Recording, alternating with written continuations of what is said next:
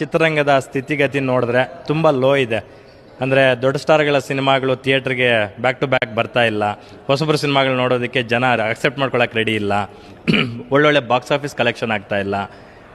ಈ ನಿಟ್ಟಿನಲ್ಲಿ ಈಗ ಆಲ್ರೆಡಿ ತೆಲಂಗಾಣದಲ್ಲಿ ಒಂದು 10 ದಿನಗಳ ಮಟ್ಟಿಗೆ ಥಿಯೇಟರ್ಗಳನ್ನ ಬಂದ್ ಮಾಡಿದ್ದಾರೆ. ಇಲ್ಲೂ ಕೂಡ ಚಿತ್ರರಂಗನ ಬಂದ್ ಮಾಡಬೇಕು ಅನ್ನೋ ಒಂದಷ್ಟು ಚರ್ಚೆಗಳು ನಡೀತಾ ಇದ್ದಾವೆ. ಎಲ್ಲ ವಿದ್ಯಮಾನಗಳನ್ನು ನೋಡಿದ್ರೆ ಏನನ್ಸುತ್ತೆ ಸರ್ ನಿಮಗೆ? ಇಲ್ಲಿ ಇದು ಈಗಾಗಿರುವಂಥದ್ದಲ್ಲ, 94ಅಲ್ಲೂ ಆಗಿತ್ತು. ಆಮೇಲೆ 97ಎಲ್ಲೋ ಏನೋ 97 98 ಆ ಸಮಯದಲ್ಲೂ ಕೂಡ 97 98 ಏನೋ ಆವಾಗಲೂ ಕೂಡ ಚಿತ್ರರಂಗ ಬಹಳ ತಳಮಟ್ಟಕ್ಕೆ ಹೋಗಿತ್ತು. ಮತ್ತೆ ಚಿತ್ರರಂಗ ಚೇತರಿಸ್ಕೋಬೇಕು ಅಂತಂದರೆ ಮತ್ತೆ ಉಪೇಂದ್ರ ಅವರೇ ಬರಬೇಕಾಯಿತು.